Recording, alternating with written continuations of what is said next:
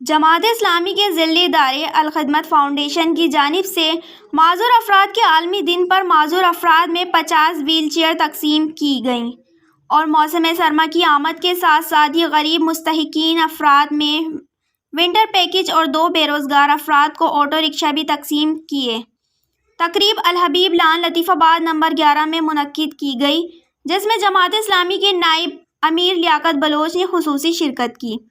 اور اپنے دستے مبارک سے مستحقین میں سامان تقسیم کیا۔ منتظمین کا کہنا تھا کہ ہر سال کی طرح اس سال بھی امیر جماعت اسلامی سراج الحق کی خاص ہدایت پر موسم سرما کے آغاز میں یہ پروگرام شروع کر دیا جاتا ہے، جس سے کئی گھرانے مستفید ہوتے ہیں اور ہماری کوشش ہوتی ہے کہ اس طرح کے پروگرام پورے ملک میں موسم سرما کے آغاز میں ہی کر دیے جائیں۔ آج پوری دنیا میں یوم عالمی معذور منایا جا رہا ہے۔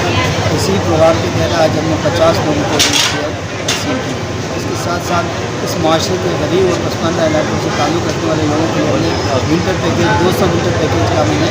اہتمام کیا تھا، جن کو صاحب نے ونٹر پیکیج دیا۔ اسی کے ساتھ ساتھ ہم نے 2 آٹو رکشہ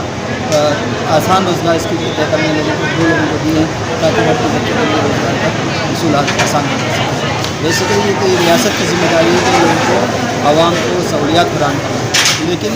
وہ یہ سہولیات فراہم نہیں کرتی، جس کی وجہ سے الخدمت فاؤنڈیشن یہ سمجھتی ہے کہ اس دکھ درد اس گھڑی میں اپنے بھائیوں کی مصیبت بھائیوں کے ساتھ کھڑے ہوں اور ان کی مدد کریں۔ الخدمت کا موٹو ہے، آئیے خوشیاں بانٹیں۔